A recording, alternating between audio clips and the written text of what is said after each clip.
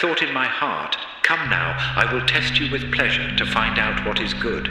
But that also proved to be meaningless. "Laughter," I said, "is foolish, and what does pleasure accomplish?"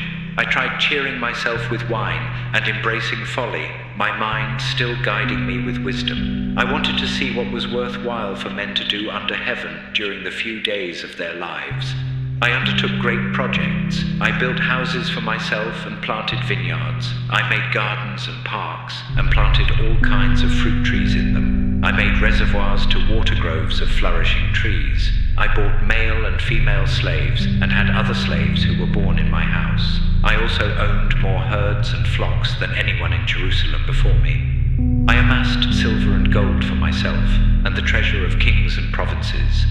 I acquired men and women singers and a harem as well, the delights of the heart of man. I became greater by far than anyone in Jerusalem before me. In all this, my wisdom stayed with me. I denied myself nothing my eyes desired. I refused my heart no pleasure.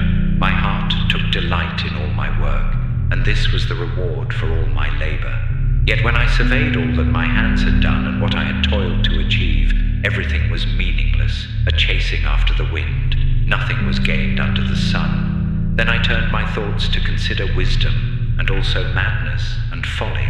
What more can the king's successor do than what has already been done? I saw that wisdom is better than folly, just as light is better than darkness.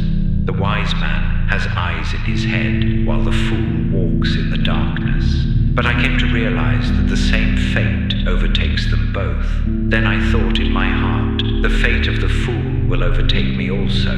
What then do I gain by being wise? I said in my heart, this too is meaningless. For the wise man, like the fool, will not be long remembered. In days to come, both will be forgotten. Like the fool, the wise man too must die. So I hated life, because the work that is done under the sun was grievous to me. All of it is meaningless, a chasing after the wind. I hated all the things I had toiled for under the sun, because I must leave them to the one who comes after me. And who knows whether he will be a wise man or a fool? Yet he will have control over all the work into which I have poured my effort and skill under the sun. This too is meaningless. So my heart began to despair over all my toilsome labor under the sun. For a man may do his work with wisdom, knowledge, and skill, and then he must leave all he owns to someone who has not worked for it. This too is meaningless and a great misfortune. What does a man get for all the toil and anxious striving with which he labors under the sun? All his days his work is pain and grief. Even at night his mind does not rest.